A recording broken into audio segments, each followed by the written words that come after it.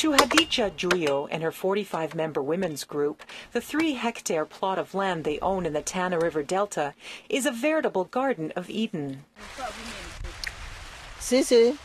From what we sell from our farm, we are able to help each other out with things like household expenses, paying school fees for our children. The Manufa Women's Group also grows and harvests more than 1,000 fir trees for construction, as well as bananas, cassava, sugarcane, and other crops. But Juyo and her group are worried that they may soon lose their land, putting an end to their income-generating activities. The Kenyan government is considering a proposal to lease 40,000 hectares of land in the Tana River Delta to the government of Qatar. Qatar wants the land to create large-scale plantations to grow and send crops back to Qatar. In exchange, Qatar would construct a multi-billion-dollar port in the historical coastal town of Lamu, a popular destination for tourists. Lamu's mayor, Hassan Abdullah Al-Baiti, backs the idea. He says at least 30,000 jobs will be created in the construction phase and that the port will boost the local and national economy by bringing in more tourism and business. If you have a land and you don't make use of that land, you have to make use of that land. But turning 40,000 hectares of prime land into large-scale estate farming does not make economic sense, others argue.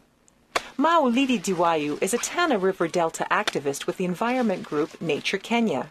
He says Kenyan farmers and the economy would benefit much more if the farmers were to produce for export to Qatar, instead of working as hired hands on plantations run by Qatar.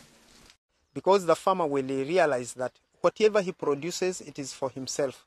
So he will put efforts to get more for subsistence and exportation.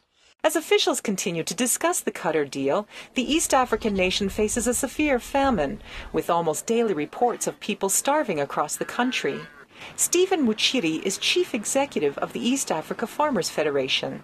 To him, the proposed deal does not make sense when Kenya's own food security is so shaky. It's straightforward. We are facing a famine. We need a long-term strategy, in terms of policy framework and everything. The government says it will consult widely with farmers, pastoralists, and others working and living in the Tana River Delta before making any decisions. The Tana River is Kenya's largest river, originating from central Kenya and flowing into the Indian Ocean. The 130,000-hectare delta is made up of grasslands, wetlands, forests, mangroves, and other ecosystems. Critics say the delta's future and delicate environment balance are threatened by the Qatar proposal, a view the government dismisses. Cathy Majtenyi for VOA News, Tana River Delta.